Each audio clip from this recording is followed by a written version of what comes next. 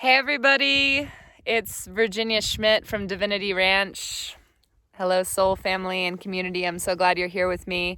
I'm out here at the public land, let's see, what would this be? South of Cody, Wyoming. And I just want to give a quick shout out to my friend Shana Estes, who made me these earrings. She makes beautiful little spell kits, if you will, with all natural materials, and these are earrings for abundance. So I'm gonna put a link to her store, Black Cat Alchemy, because she's just a phenomenal woman and human being and someone who's out there following her dream. And I hope that you guys can find some inspiration to follow yours, and maybe you'll love some of her stuff. It's handmade here in Cody, Wyoming, and she's just been such an amazing friend to me, so I want to give her a shout out. And so what I wanted to do this video about, though, it's funny, guys. I came out here away from the car so that you wouldn't hear Peter panting, and now he's coming over here anyway to be panting. Also, I'd like to show everyone my outfit and just remind you guys that Divinity Ranch also has a poshmark now. For those of you who don't know what poshmark is, you can resell clothes, which I think is really amazing because I'm trying to minimize, and I have a style and a lot of amazing clothes, and I would like them to go to people who are going to find them meaningful. So I'll put a link down below to Divinity Ranch's poshmark. And if you want clothes that have been in my life or that are hand curated by me, because I think expression is a very fun human part of being divine beings, divine creators here on earth. Also a shout out to my friend Diana, who gave me these super cool boots that I'm very excited about. New pair of boots. So what I wanted to talk about in this video for real, though, my friend Susie, I was just hanging out with Susie, and I was talking about, it came to me, you know, we all get so addicted to worrying, right? And something really came up for me recently because that made me realize how pointless worrying is, because it almost never happens. And so whatever it is that we're worried about. And so it's really just about being addicted to worrying and those repetitive cycles, more, you know, beyond the point of planning, to the point of, again, just like wanting to stay on that worry resonance and that worry vibration. And I told Susie the story, and the next day she said, I keep thinking about that. You should make a video about that. So I'm going to. So just recently, the window has closed for when I could have started my second year working holiday visa for Australia. And for various reasons, you know, it just didn't make sense for me to actually use that second year working holiday visa, which I worked really hard to earn over in Australia, being a trail guide, a tour guide at Kings Canyon near Uluru, and then in Watarka National Park, and then doing camel tours in Broome, Western Australia, for Broome camel safaris. To get a second year working holiday visa, you had to work for 90 days and make sure it was very documented, like very specific, and, you know, do all this paperwork to apply for your second year working holiday visa. And so, of course, I thought I was going to be in Australia this year. And you guys, the amount of time that I spent worrying about getting my 90 days, because I'm always a bit of a risk taker and a procrastinator, and I did a lot of things in my timing in Australia where, like, I just got those 90 days, like literally just by the skin of my teeth got those 90 days. And so I don't think I'm exaggerating when I say I probably spent 500 hours total, many times during those long walks to and from the camel farm to Cable Beach in Broome, Western Australia. I would lead our string of camels, you know, which would be anywhere from 7 to 14 camels. And it was about a 4-mile walk either way. I did a lot of walking for that job 6 days a week, which was amazing because I love walking. I mean, that's what I'm out here doing right now. Walked out here to Red Lake, walking. I love you know, if you ever need to talk on the phone, it's always nice to go for a walk if you can while you're doing it. I was just on the phone with my younger brother, get the body moving. And so a lot of times during those long walks, I would just be thinking, I would be counting the days like, okay, so if I work this day and if I do it this day, okay, then is that going to be 90 days? No, that's only going to be 88. Oh, I'm sorry. Actually, I think it is literally 88 days, not 90. So it'd be like, is that going to be 88 days or is that only 87? And how am I going to finagle this? And how is it going to happen? And how am I going to get by? Because I have to get the second year working holiday visa or else my life is over because I'm not going to be with the love of my life, back in Australia during all of 2021 as I had planned. And, I broke up with my boyfriend. So that kind of changed my plans about going to Australia, although maybe I still would have gone. And then COVID. And so it's, in the end, after spending literally hundreds of hours stressing about, and even when I had everything all worked out, again, it was like I was doing everything I needed to do, and still during these times that could have been perfect chances to go from intellectual, imaginative brain to rhythmic, breathing, circulation brain. Instead, I just spent it just worrying and worrying. And by the way, that idea of going from intellectual, imaginative brain to rhythmic circulation brain, I got that idea from a book I've been reading that I was just telling my friend Corey about. Hi, Corey, from this channel, that I highly recommend to you guys. I'm going to put a link down to the book down below. It's been changing my life. I'll put a link to being able to buy the book. And then I did find someone who recorded it on YouTube. It's called Meditations on the Tarot, a journey into Christian Hermeticism. And it's by an anonymous author. And that has been something really poignant to me. This idea of turning off the intellectual brain and going to the rhythmic brain. And he talks about that in his meditation on the first card of the tarot, the Magician. And I've been learning a lot about tarot. I think it's an amazing tie-in with, archetypes and Jungian, a Jungian outlook on the world. And so this tie-in with Christian Hermeticism is pretty cool. So I think you guys will like it. So point being, though, I spent all of these hours in the intellectual brain just on this worry loop about something that literally didn't even happen. And I couldn't have, and I almost think we're addicted to worrying as like a comfort. It's like sucking on our thumb or like holding a blanket, because it's like, at the time, I just couldn't even handle the possibility, very attached, right?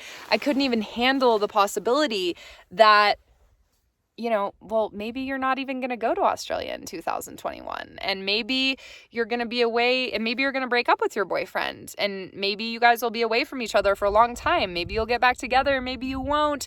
But maybe it won't be a definitive thing that you're going to go there in 2021. And so I just want to, it's just been something helpful for me as far as catching myself worrying. And again, a helpful thing for me has been like, oh, okay, I'm going to go to rhythmic brain and just focusing on your breath. Or even things like tapping, like anything that puts you into kind of a rhythm or a beat. That has been something that's helped me get into rhythmic brain rather than intellectual brain. And so anytime I find myself worrying, I use it as a chance to activate that rhythmic. And I also remember, chances are this isn't even going to happen. Okay. And there's a difference between preparation and worrying. Now, someone gave me my friend DJ gave me the best Dwight Eisenhower quote yesterday. You guys will know what it is. Let me see if I can remember it. But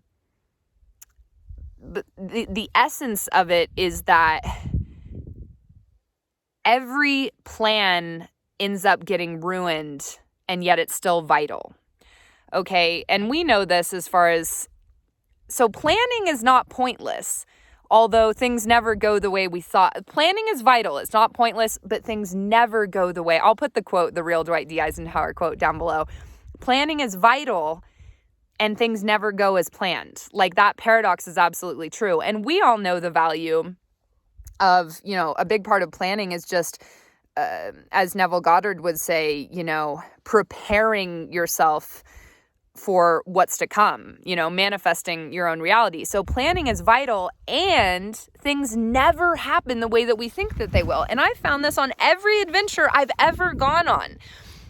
It's never it's very important to plan, right? And the fact that you planned for those things is probably part of the reason they don't go wrong. However, everything you planned for, it's always things those are never the things that you worried about are never the things that end up going wrong. The things that end up going wrong are always things that you didn't even plan about and consider at all.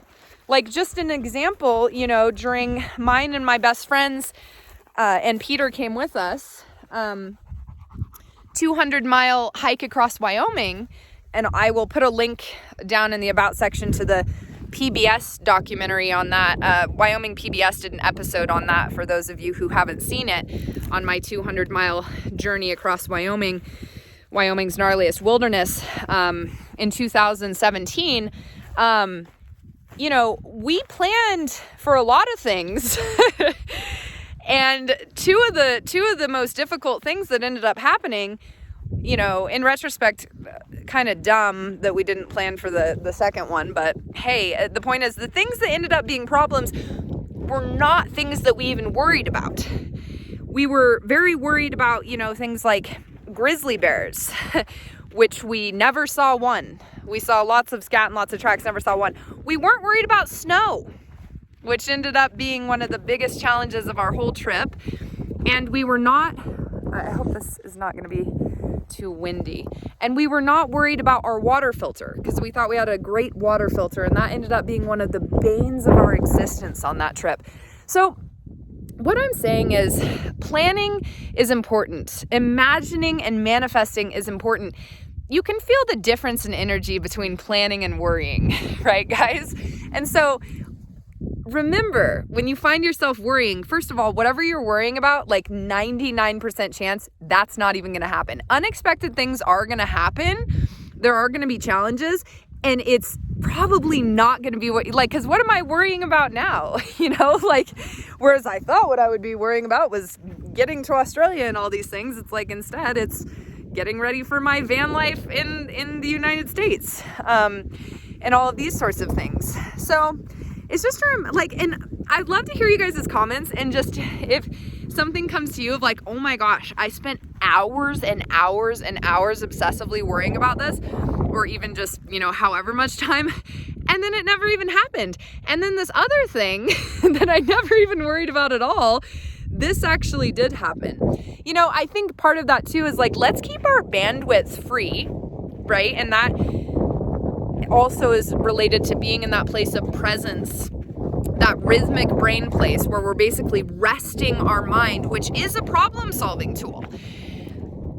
And it's a lot more effective at problem solving when we just use it for problem solving instead of addictively using it for worrying about things that generally don't even end up happening. So next time you catch yourself worrying, go to your breath and remind yourself, this isn't actually helping you. Because we trick ourselves into that. We're no, the more I worry about it, the more I'm going to keep it from happening, which obviously isn't true on a manifesting your own reality type level. And also, just it's a way that we punish ourselves.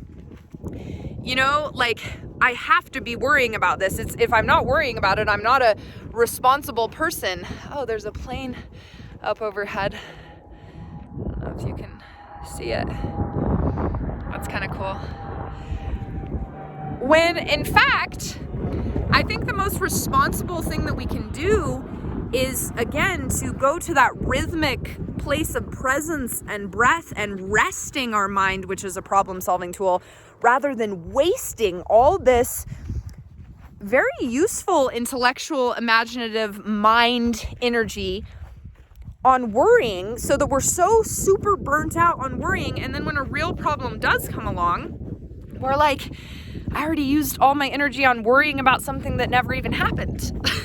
So I don't know if you guys resonate with this. I just wanted to make a video on it because Susie said that she was thinking about it the next day after I had told her that story. So figured, all right. So lots of links down in the About section.